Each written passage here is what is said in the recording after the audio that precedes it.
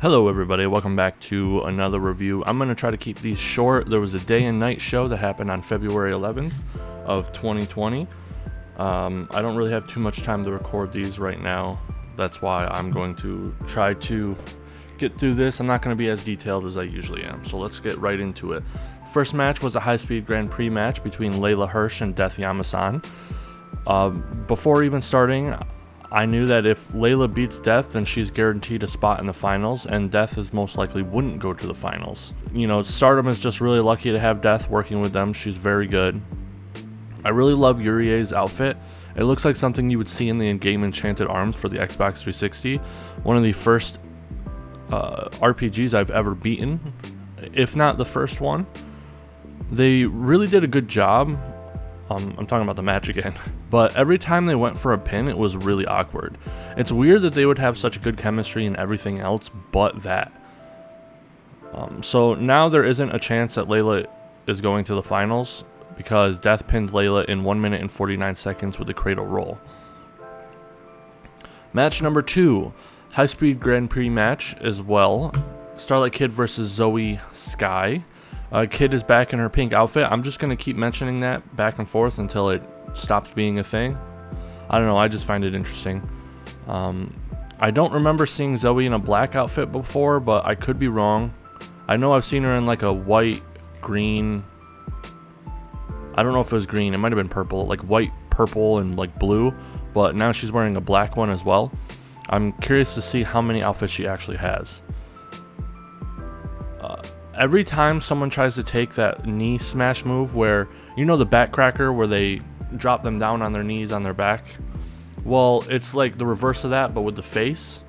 And every single person who ever's like taken it never sells it right. I don't know what's up with that, but it's weird. Starlight Kid debuted a new pin maneuver. It was really sick. It was in the corner. It fits her to a T, and it's a lot like Azumi's pin maneuver, the Azumi sushi, in the fact that everything about it makes sense. It feels like a move that Starlight Kid's forcing that person into the pin, unlike the Itabashi, which it always seems like Saya's opponent is getting in position for her. So I'm a really big fan of that. It was slightly sloppy towards the end, but you know, that was the first time she's ever pulled it out in a match, and that's much different than doing it in practice, evident by the fact that, you know, Hazuki landed on her head twice doing a shooting star press off the top rope, but according to sources, she's been hitting it perfectly in practice like for weeks. So the match ended with Kid pinning Zoey in 4 minutes and 24 seconds with a roll-up. Starlight Kid's chances to go to the finals depends on beating Azumi now. If she beats Azumi, then there's a chance that she can go to the finals. If she doesn't beat Azumi or ties with her, then there's no chance. She's not going to the finals. So for all those Starlight Kid fans out there, get ready for her not to be in the finals. If I had to guess, it's most likely going to be Azumi and Laila. Number 3, third match. It's a triple threat. Jungle Kiona versus Azumi versus Natsu Sumire. During the pre-match promos, Sumire and Jungle seemed very worried and annoyed with what Azumi might say to them about their age, because those are the two that regularly get bashed by Azumi about being called grandma and whatnot.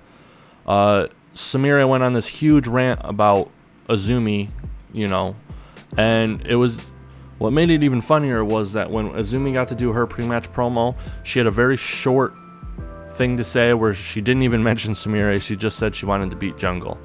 It was very funny. It was a slow process, but Sumire has essentially turned her entrance into a striptease, and I, for one, am all for it. Azumi's not wearing her hair extensions anymore. I'm guessing it was just for like the big show. I would say the venue of the big show, but I've recently been told I've been saying it wrong, and I don't remember how to say it, and I don't really have time to go back and try to find that. So unfortunately, the entire comedy bit in the beginning of the match was unsubbed, and sometimes it's really not that much of a big deal because it's just like a short thing and then they continue on, but this was a significant amount of the beginning of the match where they were all just standing there and talking, and I didn't know a single thing that they were saying. You can kind of get the gist of it. that Azumi was going to say something and Sumire wants to stop her from saying anything bad about him. But the fact that I don't know what they said makes it fall flat hard, and it was extremely boring to watch. Something I noticed that I guess I never noticed up until now are triple threats in Japan not no DQ, because in like America, as far as I know, if it's a triple threat, then it's a no DQ match. But the refs seem to care that they were using weapons and things like that. So I'm a little confused on that. Azumi pinned Sumire with the Azumi Sushi in 6 minutes and 9 seconds. I'm glad to see Azumi getting the pin. It could be more hints to her being considered more of a competitor within the roster. Next match, the fourth match, Saya Kamitani, Itsuki Hoshino versus Hana Kimura and Konami. When even Hana is worried about the implications of Konami's words, you know something is up. Konami acted super weird like she usually does, and Hana was kind of creeped out by it. Itsuki kind of always looks like she's either about to start crying or throw up. I don't know why. Maybe it's just her facial structure and she's really not like feeling like that, but it does look like she's about to start crying or throw up pretty much before every single match. Hana and Itsuki and Kamitani have a little battle over responding to their fans. They would call out their name and they would respond really loudly, and it would just go back and forth for a little while. It was pretty interesting. Itsuki fell again during her drop kick sequence. Itsuki has a problem staying on her feet apparently, because it happens a lot. Kamitani acted all tough when getting kicked by Konami, which was pretty cool. It showed her a lot more of her spirit and determination. It was pretty good, and the kicks were very solid as well. Match ended with Konami pinning Itsuki in 9 minutes and 31 seconds with a Northern Lights suplex. Moving on to the semi-main event, I believe. Is it? Yep. The semi-main event, which is the fifth match. Queen's Quest versus Donna Del Mondo, Momo Watanabe, Utami Hayashishita, and Leah Onozaki versus Julia, Shuri, and Maika. I was really looking forward to this one, even though Queen's Quest is obviously going to lose. I mean, no one on Donna Del Mondo has been pinned in Stardom yet, and Leo always gets pinned, so it was kind of obvious. Either something really funny happened right before they started recording, or they said some kind of inside joke during their pre-match promo, because Queen's Quest were trying so hard not to laugh. You could see it. Momo gave up and started laughing.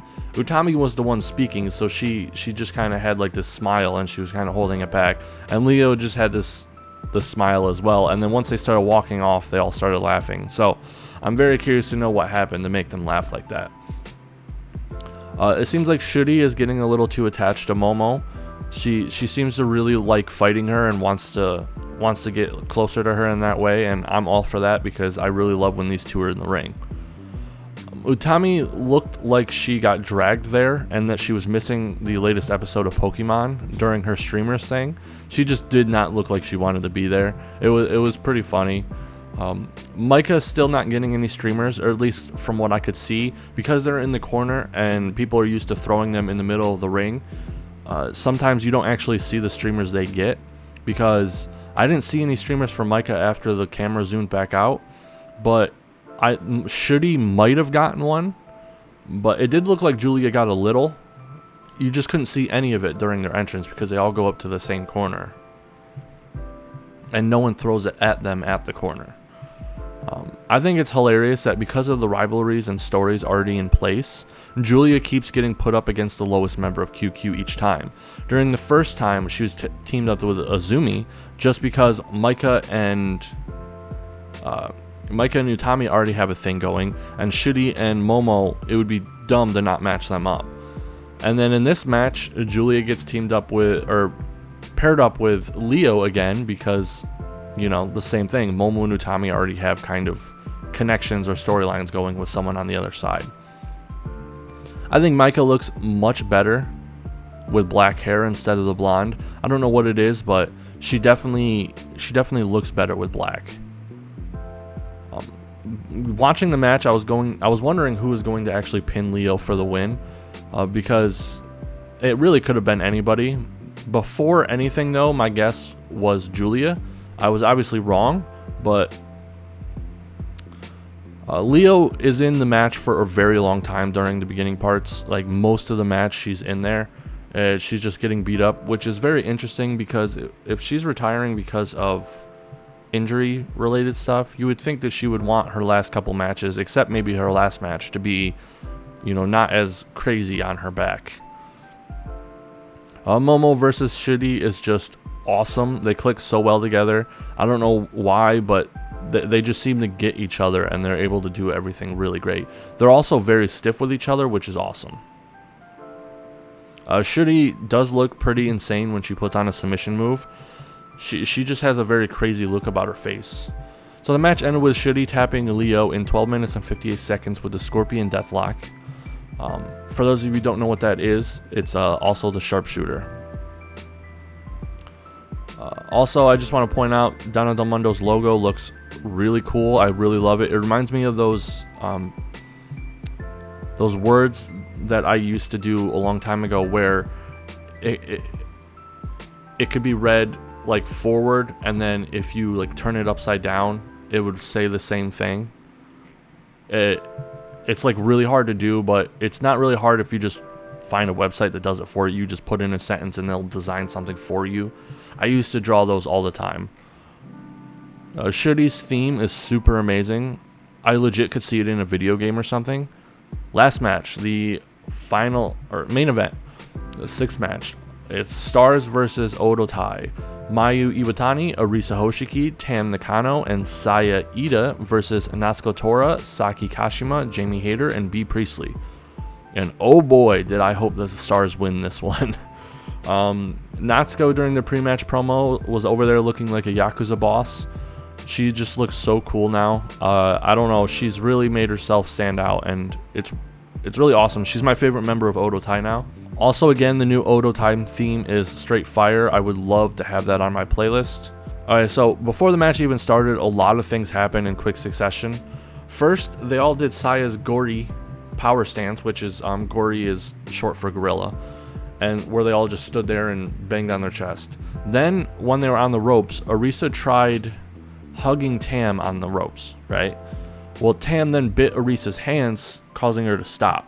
Arisa got a little sad about it, so she went over and hugged Saya and then was hanging on her shoulder instead to make Tam jealous. And it was clear that she was trying to make Tam jealous, because she even like motioned at Tam to like look what she was doing. So Tam got annoyed and pushed Saya, causing Saya to want to try to like apologize to her, saying like, oh no, I wasn't doing anything with her, trust me. This is just why I love Tam and Arisa so much. They're always adding little moments to their story. I noticed that Saya is wearing some makeup, which I don't think she ever has up until now. If she has, it's been really light, but she was wearing a lot of makeup this time. It's very clear that after the Bushiroad acquisition that all of the girls started prettying themselves up a lot, which is kind of messed up if you think about it. I mean, it's not like they make every dude in New Japan freaking try to look like a model. So why does every girl in Stardom have to look quote unquote like hot? You know what I mean? The only one that's gotten away with it is freaking Natsuko. But I mean, it could be all their choice, but it's really hard to think that all of a sudden all of the wrestlers right around the Bushiroad acquisition just all of a sudden just started wanting to look prettier. Stars is offering their hands for a handshake like idiots. I see Jamie had re-dyed her hair, which is good because it was looking a little faded before. It just looked brown, but now it's back to like the bright orange. Mayu is taking a lot of abuse in the earlier parts of this match. Usually the person taking the abuse in the beginning isn't like the top person in the promotion, but it makes sense with the storyline that Saki, with the help of Odle, wants to beat up Mayu until Mayu agrees to a singles match.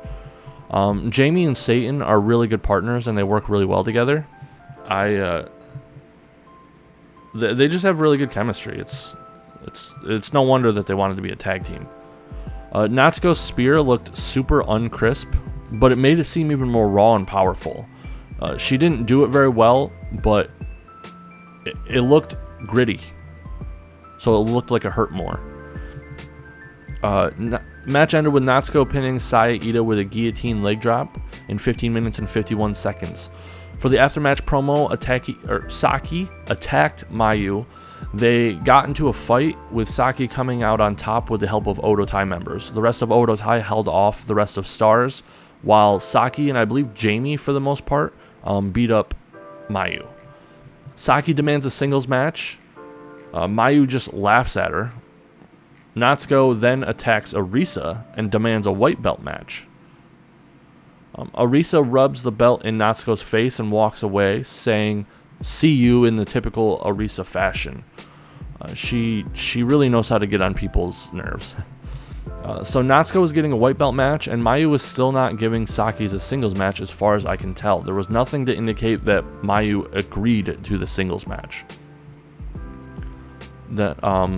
One thing I do notice in these shows, last thing I want to say that has nothing to do with any one match in particular, but everything, the crowds for the day and the night show were particularly unresponsive. They barely interacted with things, like they barely clapped, they barely like cheered, and it caused a lot of moments to kind of have this like dead, silent, like awkwardness to it.